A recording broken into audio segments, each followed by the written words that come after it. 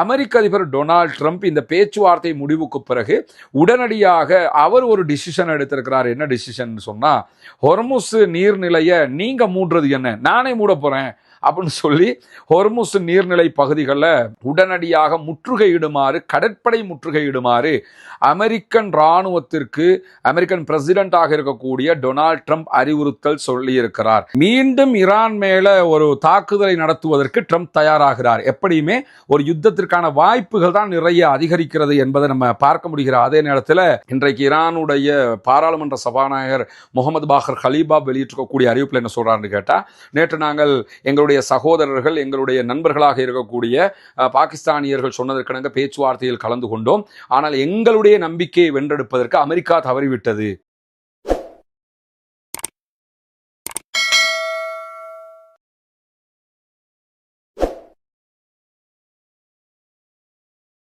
அன்றுக்கினிய சகோதர சகோதரிகளே, நம் அனைவர் மீதும் ஏக இறைவனுடைய அமைதியும் கருணையும் உண்டாகட்டுமாக என்கிற உயரிய பிரார்த்தனைகளோடு பாலஸ்தீன மீதான இஸ்ரேலிய ஆக்கிரமிப்பு இராணுவத்தினுடைய 2 ஆண்டுகால யுத்தங்கள் தற்போது முடிவுக்கு வந்து சமாதான உடன்படிக்கை ஒன்று செய்யப்பட்டு இன்றோடு 184வது நாட்களை நாம் தாண்டி கொண்டிருக்கக்கூடிய இந்த சூழல்ல அமெரிக்காவும் இஸ்ரேலும் இணைந்து ஈரான் மீது ஒரு உச்சகட்ட யுத்தத்தை ஆரம்பித்து அந்த யுத்தம் 40 நாட்கள் தொடர்ந்ததற்கு பிறகு யுத்த நிறுத்த ஒப்பந்தம் ஒன்றுக்காக நேற்றைய தினம் இஸ்லாமாபாத் பாகிஸ்தானுடைய தலைநகரத்தில் ஒரு பேச்சுவார்த்தைக்காக 2 நாடுகளும் ஒன்றிணைந்தன.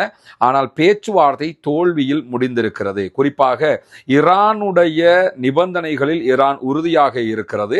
அமெரிக்கா சொன்ன எந்த ஒரு நிபந்தனையும் ஈரான் ஏற்றுக்கொள்ளாத அதே நேரம் ஈரான் முன்வைக்கக்கூடிய நிபந்தனைகளை அமெரிக்கா ஏற்றுக்கொள்ளவில்லை. எனவே இந்த பேச்சுவார்த்தை தற்போது முறிந்திருக்கிறது என்கிற செய்திகளை பார்க்க முடியும். அதிலும் குறிப்பாக இந்த பேச்சுவார்த்தையில் ஏகப்பட்ட விவகாரங்கள் ஒப்புதலுக்காக சரி செய்யப்பட்டு விட்டதாகவும், குறிப்பாக 2 விவகாரங்களில் தான் இருதரப்புக்கும் இழுபறி நிலை நீடித்திருக்கிறது. அதிலே முதலாவதாக ஈரானுடைய அணு உற்பத்தி, குறிப்பாக யுரேனியம் செறிவூட்டுதல் தொடர்பில் இனிமேல் ஈரான் யுரேனியத்தை செறிவூட்டக்கூடாது என்பதில் அமெரிக்கா உறுதியாக இருந்ததாகவும், யுரேனியத்தை நாங்கள் செறிவூட்டுவோம் ஆனால் அணு ஆயுதத்தை நாங்கள் தயாரிக்க மாட்டோம் என்பதில் ஈரான் உறுதியாக இருந்த நிலையில அது ஒரு விடாப்பிடி பிரச்சனையாக மாறி இருக்கிறது. 2வது விவகாரமாக ஹொர்முஸ் நீர்நிலை பரப்பை முழுவதுமாக ஈரான் ஓபன் பண்ணனு திறக்கணும். அதிலே பயணிக்கிற எந்த கப்பல்களிடத்திலையும் அவங்க எந்த விதமான நிதிகளையும் அறவிடக்கூடாது, அதை ஒரு டோல்கேட்டாக பயன்படுத்தக்கூடாது. அது எல்லாத்தையும் தாண்டி ஹொர்முஸ் உங்களுக்கு தான் சொந்தம்னு சொல்லி நீங்க வாதிடக்கூடாது, ஹொர்முஸ் ஈரானுக்குரியது அல்ல, சர்வதேச நீர்ப்பரப்பாக நீங்க வைக்கணும் 80 விதமான பேச்சுக்கள் எல்லாம் பேசப்பட்ட நேரத்தில் அதற்கும் ஈரான் ஒப்புக்கொள்ளவில்லை. எனவேதான் இந்த பேச்சுவார்த்தை 21 மணி நேரங்கள் நடைபெற்றும் வெற்றிகரமாக முடிக்க முடியவில்லை. அமெரிக்காவினுடைய பேச்சுவார்த்தை குழுவினுடைய தலைவராக செயல்பட்ட அமெரிக்காவின் துணை அதிபர் ஜேடி வான்ஸ் அவர்கள் கொஞ்சம் நிதானமாகவே நடந்துகிட்டதை அந்த பேச்சுவார்த்தைகளில் பார்க்க முடியும். அதற்கு பிறகு அவர் ஊடகங்களில் பேசும்போதும் நிதானமாகத்தான் கருத்துக்களை சொல்லியிருந்தார்.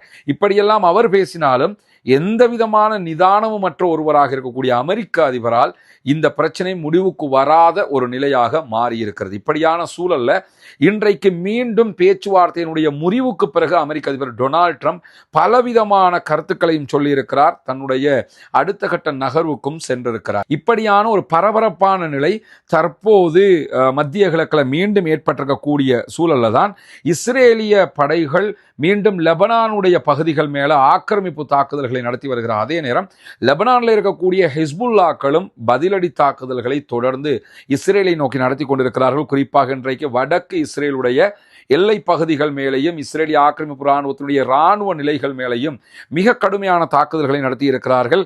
கிரியாட் ஷமோனா, மார்க்கலியோட், அதே போன்ற அவிவிம், ஏரூன் உள்ளிட்ட பகுதிகள் மேல மிக கடுமையான ராக்கெட் தாக்குதல்களை ஹிஸ்புல்லாக்கள் நடத்தி இருக்கிறார். அதே நேரம் திபில், ரஷாஃப், பெய்ட்லிபே, கவுசா ஆகிய பகுதிகள் மேலேயும் மிக கடுமையான தாக்குதல்களை நாங்கள் நடத்தி இருக்கிறோம் என்று அல் ஜசீரா ஒளிபரப்பி இருக்கக்கூடிய செய்திகளில் ஹிஸ்புல்லாக்கள் வெளியிட்டிருக்கக்கூடிய செய்திகளை நம்ம பார்க்க முடியும். இப்படி ஹிஸ்புல்லாக்களுக்கும் இஸ்ரேலுக்கும் இடையிலான தாக்குதல்களும் பரஸ்பர தாக்குதல்களாக மீண்டும் தொடர்ந்து வரக்கூடிய சூழல்ல தான் அமெரிக்க அதிபர் டொனால்ட் ட்ரம்ப் இந்த பேச்சுவார்த்தை முடிவுக்கு பிறகு உடனடியாக அவர் ஒரு டிசிஷன் எடுத்திருக்கிறார். என்ன டிசிஷன் சொன்னா, ஹொர்முஸ் நீர்நிலையை நீங்க மூடுறது என்ன, நானே மூட போறேன் அப்படின்னு சொல்லி ஹொர்முஸ் நீர்நிலை பகுதிகளில் உடனடியாக முற்றுகையிடுமாறு, கடற்படை முற்றுகையிடுமாறு அமெரிக்கன் இராணுவத்திற்கு அமெரிக்கன் பிரசிடென்டாக இருக்கக்கூடிய டொனால்ட் ட்ரம்ப் அறிவுறுத்தல் சொல்லியிருக்கிறார். எனவே உடனடியாக தற்போது ஹொர்முஸ் நீர்ப்பரப்புகளை அமெரிக்காவினுடைய போர்சஸும் முற்றுகையிடுவதாக அறிவித்திருக்கிறார்கள். இங்க நம்ம பார்க்கக்கூடிய இதை ஒரு ட்விஸ்டாக எல்லாம் பார்க்க முடியாது, இதை ஒரு ஜோக்காகத்தான் மாறும். காரணம் என்னன்னு கேட்டா, ஹொர்முஸை திறக்கணும் என்று எதுக்காக சொல்றாங்கன்னா, உலகம் முழுவதும் பெட்ரோல் எரிவாயு தட்டுப்பாடு ஏற்பட்டிருக்கிறது. மத்திய கிழக்கு நாடுகளில் இருந்துதான் உலகத்தின் 1/5 பெட்ரோல், டீசல், எரிவாயுக்கள் ஏற்றுமதி செய்யப்படுகிறது. குறிப்பாக ஒவ்வொரு நாளும் 20 மில்லியன் பேரல்கள்ல குரூட் ஆயில் இந்த பகுதிகளில் இருந்து ஏற்றுமதி செய்யப்படுகிறது. இவ்வளவு முக்கியத்துவமான ஒரு பகுதியாக இந்த ஹொர்முஸ் இருக்கிறது. இதுல உலகத்துக்கு தேவையான பெட்ரோல் போகிறது என்பது ஒரு புறம். இரண்டாவதாக அரபு நாடுகளுக்கான வருமானமே இதுல தான் தங்கி இருக்கிறது. Kuwait, Bahrain, UAE, Dubai, Saudi Arabia, எந்த அரபு, அதாவது மிடில் ஈஸ்ட்ல இருக்கக்கூடிய கிட்டத்தட்ட 6 நாடுகளுடைய மிக முக்கியமான வருமானம் இதுல தங்கி இருக்கிறது. இதை தாண்டி எல்லா நாடுகளும் இறக்குமதி செய்கிறது. அவர்களுக்கு க்ரூட் ஆயில்ங்கிற ஒரு முக்கியத்துவம் மிக்க ஒரு ஐட்டம் தேவையா இல்லையா? இந்த பிரச்சனைக்கு ஹொர்முஸை திறக்கிறது தானே முடிவு. ஒருத்தன் மூடி வச்சிருக்கிறான், நான் எதையுமே உனக்கு வியாபாரம் பண்ண முடியாது, உள்ள வர முடியாது, வெளியே போக முடியாதுன்னு மூடி வச்சிருக்கிறான் ஈரான். அதே வேலையை இப்ப அமெரிக்காக்காரன், நீ என்னடா மூடி வைக்கிறது, நானும் மூடி வைக்கிறேன்னா, மூடி வைக்கிறதாண்டா பிரச்சனையே. உலகம் முழுக்க இதை திறங்கன்னு ஏன் சொல்றாங்கன்னு கேட்டா, இதை திறக்கலைன்னா எதுவுமே கிடைக்காது. கிடைக்காத போது உலகமே ஸ்தம்பிச்சு நிக்குது. உலகம் ஸ்தம்பிச்சு நிக்குது, அதுல இருந்து உலகத்தை மீட்டெடுக்கணும். எனவே நீங்க ஹொர்முஸை ஓபன் பண்ணுங்கன்னு சொல்லி சொன்னா, அது என்ன நீங்க ஸ்தம்பிக்க வைக்கிறது, நானே ஸ்தம்பிக்க வைக்கிறேன்னு சொல்லி இந்த ஆளு நான் முற்றுகையிடுகிறேன் அப்படின்னு சொல்லி அறிவிச்சிருக்கிறாரு. இது எந்த வகையான ராஜதந்திரம் அல்லது எந்த வகையான புத்திசாலித்தனம், எந்த வகையான சிந்தனை கெட்டுகிற காரியம்னு கொஞ்சம் நிதானமா யோசிச்சு பார்த்தீங்கன்னா, இந்த ஆள் ஏன் இப்படி இருக்கிறாருங்கிற மாதிரி ஒரு கேள்வி எழுந்துவிடும். தனக்கு ஜெயிக்க முடியல, இராணுவ பலத்தினால ஜெயிக்க முடியல, ஈரானை அழிக்க முடியல, ஈரான்ல எதையுமே பண்ண முடியலன்னு தெரிஞ்சிருச்சு. அதற்கு பிறகு இப்படியான ஒரு முறையை அவர் கையில் எடுத்திருக்கிறார். ட்ரம்பினுடைய இந்த அறிவிப்பும் இந்த நிலைப்பாடுகளும் எதை உணர்த்துது என்று சொல்லி சொன்னா, மீண்டும் ஈரான் மேல ஒரு தாக்குதலை நடத்துவதற்கு ட்ரம்ப் தயாராகிறார். எப்படியுமே ஒரு யுத்தத்திற்கான வாய்ப்புகள் தான் நிறைய அதிகரிக்கிறது என்பதை நம்ம பார்க்க முடிகிற அதே நேரத்தில் மிக தெளிவாக இன்றைக்கு அமெரிக்க அதிபர் டொனால்ட் ட்ரம்ப் சில செய்திகளை அவருடைய ட்ரூத் சோஷியல் பக்கத்தில் சொல்லியிருக்கிறாரு. உலகம் முழுவதும் இதுதான் டாக் ஆஃப் த டே ஆக மாறி இருக்கிறது. அவர் சொல்லக்கூடிய செய்திகள் என்னன்னு கேட்டா, அணுசக்தி லட்சியங்களை கைவிடுவதற்கு ஈரான் தயாரில்லை, அதனால தான் நாங்கள் இந்த பேச்சுவார்த்தை தோல்வி அடைஞ்சிருக்குங்கிறாரு. ஈரான் தெளிவாக என்ன சொல்றாங்கன்னு கேட்டா, அணுசக்தி லட்சியங்கள்ல நாங்க யுரேனியத்தை செறிவூட்டுவது எங்க நாட்டுக்குரிய தேவைக்காக பண்ணிக்கிட்டு இருக்கிறோம். நாங்க அணு ஆயுதம் பண்றதுக்கு இல்லை, அணு ஆயுதம் நாங்க பண்ண மாட்டோம், அதை நீங்க வேண்டிய மாதிரி கண்காணிச்சுக்கிறீங்கன்னு சொல்லும் போதும் இல்லை நீங்க அணு ஆயுதம் தான் பண்றீங்கன்னு சொல்றது எந்த வகையான நியாயம் என்பதுதான் ஈரானுடைய கேள்வியாகவும் இருக்கிறது. அதை தாண்டி ஈரானியர்களுடைய வாதம் என்னன்னா, இந்த யுரேனியத்தை செறிவூட்டுவது, அணு ஆயுதத்தை நோக்கி அடுத்த கட்ட பயணம், இது எல்லாமே நாங்க சொந்தமாக எங்களுடைய அறிவை கொண்டு உருவாக்கியது. எங்க அறிவையே நீங்க மட்டுப்படுத்தி கீழே விழுத்தாட்டுகிற வேலையை செய்யும் போது நாங்க அதுக்கு ஒத்துக்கிற முடியாது அப்படிங்கிறாங்க. ஏன்னா இந்த அணு தேவைகளை பொறுத்தவரையில, அணு ஆயுதம் தொடர்பான விவகாரங்களை பொறுத்தவரையில இது எந்த நாடும் இன்னொரு நாட்டுக்கு பகிர்ந்து கொள்ளாது. ஒவ்வொரு நாடும் தனித்தனியாகத்தான் இதை கண்டுபிடித்துக் கொள்வார்கள். எனவேதான் எங்க அறிவை நாங்க விட்டுக் கொடுக்க முடியாதுங்கிறதுல ஈரான் கடுமையாக இருக்கக்கூடிய சூழல்ல எங்களுடைய இராணுவ நடவடிக்கைகளை இறுதி வரை தொடர்வதை விட ஒப்புக்கொள்ளப்பட்ட அம்சங்கள் ரொம்ப நல்லதுதான் அப்படிங்கிறார் டொனால்ட் ட்ரம்ப். இந்த ஒரே யுத்தம் பண்ணிக்கிட்டு இருக்கிறத விட இப்ப நம்ம ஒப்புக்கொண்டிருக்கக்கூடிய விவகாரம் இருக்குல்ல, அதெல்லாம் ரொம்ப சூப்பரான விஷயம். ஆனால் கணிக்க முடியாத நபர்கள், அதே போன்று ரொம்ப கடுமையான நபர்களாக இருக்கக்கூடிய ஈரானியர்களுடைய கையில அணுசக்தியை அனுமதிப்பதை ஒப்பிடும் போது இவங்கள்ட்ட அணுசக்தி கிடைப்பதை விட இந்த ஒப்பந்தங்கள் நல்லது கிடையாது. இந்த ஒப்பந்தம் ஆல்ரெடி நல்லதுதான், ஆனா இந்த ஒப்பந்தம் நல்லதா, இவங்கள்ட்ட அணுசக்தி கிடைப்பது நல்லதான்னு கேட்டா, ஒப்பந்தத்தை நம்ம கவனிச்சோம்னு சொன்னா அணுசக்தி கிடைச்சிரும். ஏன்னா இவங்கள்ட்ட அணுசக்தி கிடைச்சிடக்கூடாது, அதனாலதான் நான் இவ்வளவு கடுமையா இருக்கிறேன் அப்படின்னு சொல்லக்கூடியவர். எனவே இனிமே ஒண்ணுமே கிடையாது, நாங்க அடுத்த கட்டத்துக்கு போறோம் அப்படின்னு சொல்றாரு. அதை தாண்டி மேலதிகமாக என்ன சொல்றாருன்னா, வாஷிங்டன் ஆயுதங்களை சுமந்த நிலையில் இருக்கிறது, அதாவது யுத்தத்துக்கு தயாராக இருக்கிறோம்னு சொல்றாரு. பொருத்தமான தருணத்துல ராணுவ கேப்பபிலிட்டியை பயன்படுத்தி நாங்க அட்டாக்குக்கு போவோம்ங்கிறத அவர் சொல்லாம சொல்லக்கூடிய அந்த காட்சிகள் அதுல பார்க்கிறோம். அதே நேரத்தில் ஹொர்முஸ் ஜலசந்திக்கு நுழையக்கூடிய அல்லது வெளியேறக்கூடிய எந்த கப்பல்களையும் அமெரிக்கா இனிமேல் முற்றுகையிடும் அப்படிங்கிறாரு. ஈரான்காரன் எதை செஞ்சானோ அதை நான் செய்வேன், அப்படின்னு சொல்லிக்கிட்டு இருக்கிறாரு. இதுக்கு அவர் சொல்லக்கூடிய ஒரு முக்கியமான காரணம் என்னன்னு கேட்டா, ஈரானியர்கள் டோல்கேட் விதிக்க போறாங்க, அவங்களுக்கு காசு கட்டிட்டு போக சொல்றாங்க, ஈரானுக்கு எதுக்கு காசு கட்டிட்டு போகணும், இனிமே நாங்களே அந்த வேலையை பண்ண போறோம் அப்படின்னு சொல்லி, அதாவது ஈரான் சம்பாதிச்சிருவானே நம்மளே சம்பாதிச்சுட்டு போயிருவோம்ங்கிற மாதிரி. நீ சம்பாதிக்கிறதுக்கு அவன் கப்பலை விடணும்ல, அவன் உள்ள போகும்போது இவனை தாண்டி போயாச்சுன்னு வைங்க, ஈரானை தாண்டி போக முடியுமா? வெளியே வரும்போது ஈரானை தாண்டி வெளியே வந்தால் தானே இவனை தாண்டி வெளியே போக முடியும். அவன் விட்டா தானே எல்லாத்துக்கும் உள்ளது. அதை புரியாமல் இந்த ஆள் இவ்வளவு தூரம் பேசியிருப்பது மட்டுமல்லாமல், நாங்கள் இதை விட்டு கொடுக்கவே மாட்டோம் என்று சொல்லி மிக கடுமையாக பேசியிருக்கிறார். அதை தாண்டி இதெல்லாம் அவர் ட்ரூத் சோஷியல் பேஜில் எழுதினது. அதற்கு பிறகு இன்றைக்கு அவரிடத்துல ஃபாக்ஸ் நியூஸ் ஏஜென்சி சில கேள்விகளை கேட்குறாங்க. அதுக்கு அவர் பேசுகிற பேச்சு என்னன்னா, ஒரு நாள்லையே, ஒன் டேலேயே ஈரான் எனக்கு அழிக்க முடியும் அப்படிங்கிறாரு. அது முடியும். எப்படி முடியும்னு கேட்டால், அணுகுண்டு போட்டால் முடியும். அணுகுண்டு போட்டால் மட்டும்தான் ஒரு நாள் அழிக்க முடியும். இல்லைன்னா 40 நாள் ஆகி ஒன்றும் செய்ய முடியலைங்கிறது தெரியுதுல்ல. இப்போ 40 நாளாக குண்டு போட்டுருக்குறாங்கல்ல, 40 நாளாக அழிச்சிருக்கிறாங்கல்ல, 40 நாளாகி அழிக்க முடியாமல் போயிடுச்சுல. அப்போ ஒரே நாள் அழிக்க முடியும்னா எப்படி முடியும்னா, அணுகுண்டு போட்டால் மட்டும்தான் முடியும். அணுகுண்டை போட மாட்டாங்கன்னெல்லாம் சொல்ல முடியாது. அதையும் இந்த ஆள் போட நினைச்சா போட்டு போயிடுவார். ஆனால் அது போட்டால் மட்டும்தான் ஈரான் அழிக்க முடியும். ஆனால் அவர் அணுகுண்டு வார்த்தையை சொல்ல, ஒரே நாளில் எனக்கு அழிக்க முடியும், ஹொர்முஸ் ஜலசந்தி வழியாக எந்த கப்பல்கள் போகுதுங்கிறத ஈரானால் கட்டுப்படுத்த முடியாது, அதுக்கெல்லாம் நாங்கள் விட்டுக்கிட்டு இருக்க முடியாது. அதை எப்படி ஈரானா சொல்லுவாங்க ஹொர்முஸில் போகிறது வர்றதை பற்றி?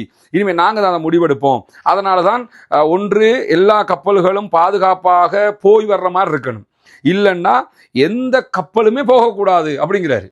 அதாவது போனால் எல்லா கப்பல்களும் போகணுமா ஹொர்முஸில், போகக்கூடாதுன்னா எந்த கப்பலுமே ஹொர்முஸில் போகக்கூடாது. அதனால் ஈரான் நினைச்சவங்க மட்டும் போகிறது, ஈரான் நினைக்காதவங்க போகக்கூடாது, ஈரானுக்கு காசு கட்டிட்டு போகணும், இல்லாட்டி போகக்கூடாது. அது எப்படி ஈரான் சட்டம் போடும்? அதனால் எவனுக்குமே நீ போக விட மாட்டேன், டே அவன் அப்படியாவது அனுப்புறான்னு சந்தோஷப்படணுமா இல்லையா? இவர் என்ன சொன்னார், சர்வதேச நீர்ப்பரப்பில் ஈரானுடைய பெட்ரோல் கப்பல்கள் நின்றுதா இல்லையா?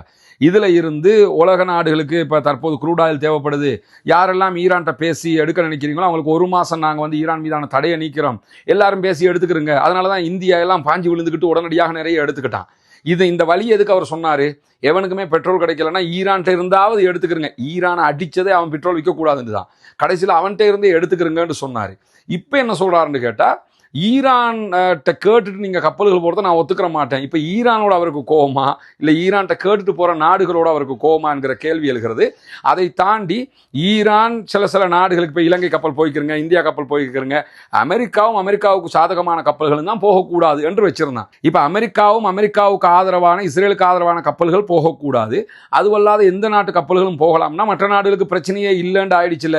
இவர் இப்போ என்ன உண்டாக்கியிருக்காருன்னு கேட்டால், ஈரான் மற்ற நாடுகளுக்கு பிரச்சனையை உண்டாக்கலை, இவர் வேறு எந்த நாட்டுக்கும் நான் தரமாட்டேன், எல்லா நாட்டுக்கும் நான் பிரச்சனையை உண்டாக்குவேன் அப்படிங்கிறாரு.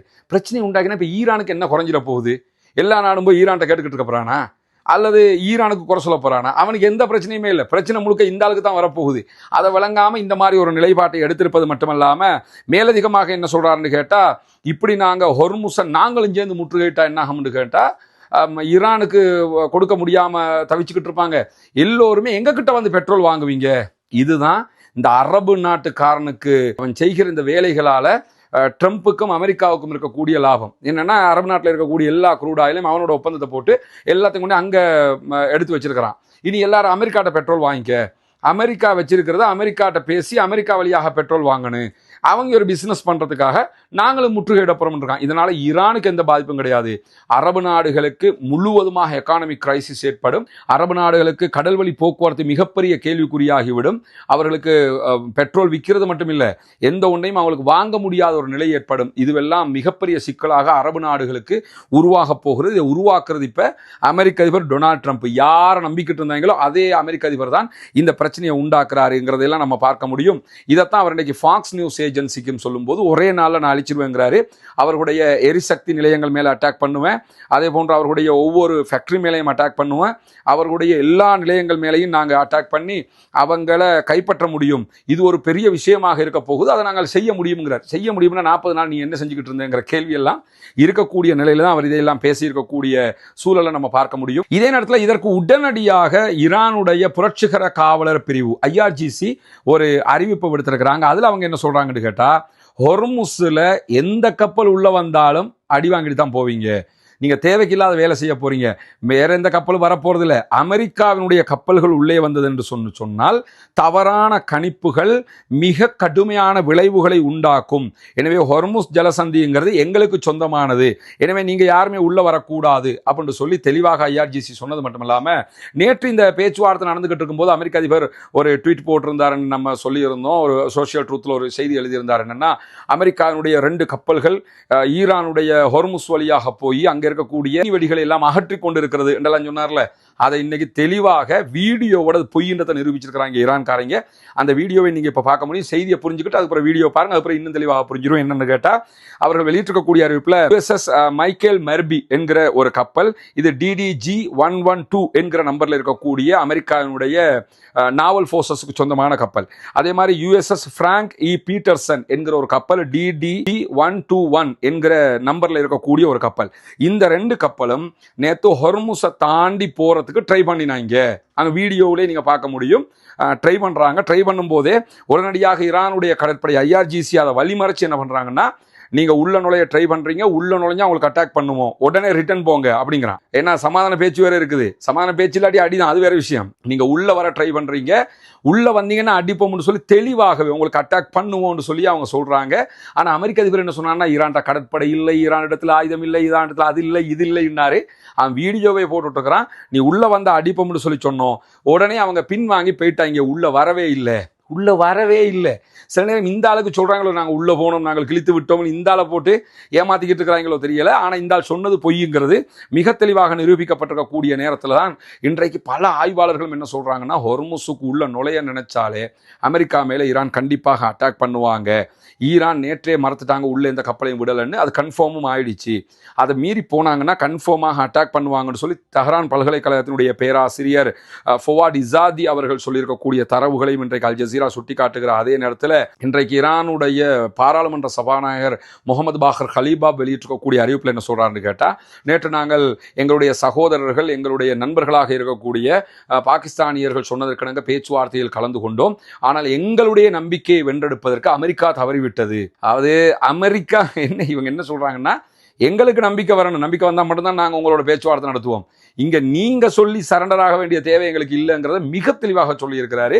எங்களுடைய நம்பிக்கையை பெறுவதற்கு அவர்கள் தவறிவிட்டார்கள், அதனாலதான் பேச்சுவார்த்தை ஃபெயிலியர் ஆகி இருக்குது அப்படின்னு சொல்றது மட்டுமல்லாம, மேலதிகமாக இன்றைக்கு ஈரானுக்குள்ள 50 பேர் கைது செய்யப்பட்டிருக்கிறார்கள். இவங்க எல்லோருமே எதிரிகளுக்கு லொகேஷன் ஷேர் பண்ணவங்க, என்னென்ன விவரம் என்று சொல்லி தகவல் கொடுத்தவங்க, இஸ்ரேலுக்கும் அமெரிக்காவுக்கும் ஆதரவாக உளவு வேலை பார்த்த 50 பேரை தட்டி தூக்கி இருக்கிறார்கள்.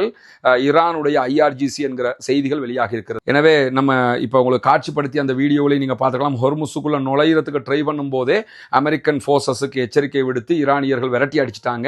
ஆனா விரட்டி அடிச்சது கூட தெரியாம உள்ள போனா அங்க இருக்கக்கூடிய கன்னி வெடிகளை எல்லாம் அகற்றினார்கள் என்று சொல்லி பச்சை பச்சையா வெடிச்சு செதறி இருக்கிறாரு அமெரிக்க அதிபர் டொனால்ட் ட்ரம்ப்.